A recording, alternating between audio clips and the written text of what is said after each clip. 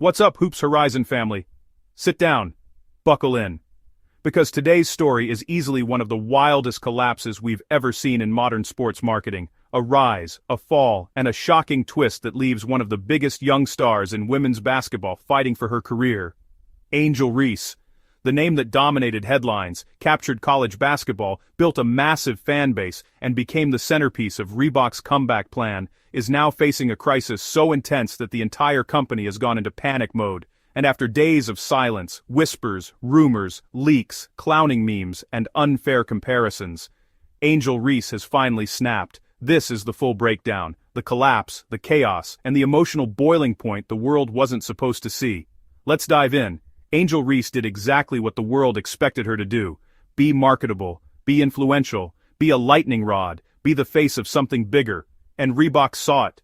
They saw dollar signs. They saw momentum. They saw the perfect moment to relaunch a brand that once dominated basketball courts in the 90s and early 2000s. After LSU's championship run and the viral rivalry with Caitlin Clark, Angel Reese's star power was skyrocketing. Interviews everywhere, magazine covers, talk shows, brand deals, influence exploding in every direction. So, Shaquille O'Neal, the new face of Reebok's revival, stepped in personally. He didn't just approve the partnership, he pushed it hard. Angel Reese wasn't just signing a shoe deal, she was becoming the blueprint for Reebok's comeback. They promised her creative control. They promised innovation. They promised resources. They promised the world. But what they didn't deliver was the one thing that actually matters in sneaker culture: a good shoe. Executives demanded explanations. Marketing teams scrambled to stop the bleeding. Sales projections crashed instantly. Budgets froze overnight. The shoe wasn't innovative. It wasn't modern. It didn't connect with sneaker culture. And slowly, painfully, the pressure slid onto one person, Angel Reese. Suddenly she became the face of the failure. Not the designers, not the executives. Her. Fans mocked her. Analysts questioned her decisions. Critics tore her apart daily. And through all this she stayed quiet. Tried to stay professional. Tried to ride it out. But the backlash didn't slow down. It got worse. Eventually, Angel Reese hit her breaking point.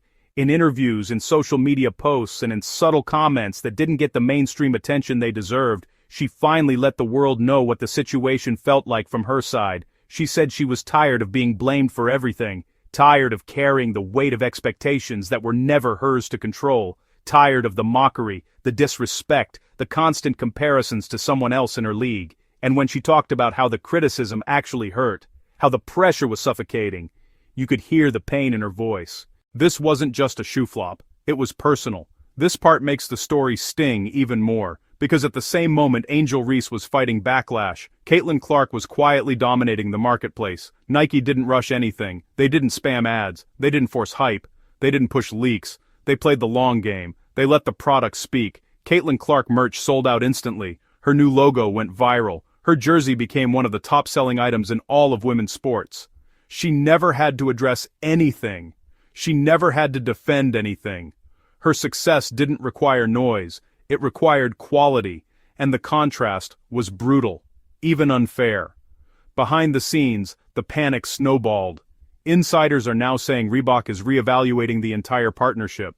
Some execs want changes to Angel Reese's deal, others want to overhaul the shoe, some are even discussing major adjustments to future releases, and conversations like that only happen when a company is bleeding hard.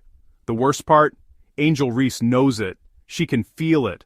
What was supposed to be the start of a long, legendary partnership is now being held together by last-minute decisions and desperate attempts to course-correct.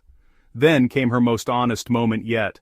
She said she's tired of the disrespect, tired of people waiting for her to fail, tired of being compared to someone else every single day, tired of the pressure to be perfect, on and off the court. She said the hate hurts, the criticism hurts, the weight hurts. It was the first time she allowed the world to see just how heavy this moment has been, and suddenly, the story changed. Because beneath the headlines, the memes, the drama, there is a young athlete dealing with a level of pressure most people will never experience in their lifetime. A woman who believed in a partnership that now feels like it's falling apart around her. A star who's been forced to defend herself for something she didn't even design alone. And a competitor trying to rise above the noise while the world watches every misstep. Reebok still has time to fix this, if they're willing to take accountability. The shoe can be redesigned, the rollout can be improved, the marketing can be rebuilt from the ground up. But this moment is bigger than Reebok. It's about how much pressure we put on young women athletes. It's about how quick people are to criticize without context, and it's about how easily social media can turn something into a joke, even when real people are being affected. Angel Reese is still a star, still marketable, still influential, still one of the faces of women's basketball. The question isn't whether she can bounce back. She can. The real question is, will Reebok bounce back with her, or without her? Because right now, the future of this partnership is hanging by a thread. Hoops Horizon family. This story is still unfolding. And trust me, we'll be covering every update as it drops. If you're new here, hit that subscribe button, drop a like, and let me know in the comments. Do you think Reebok failed Angel Reese, or is the criticism fair? Thanks for watching, and I'll catch you in the next one.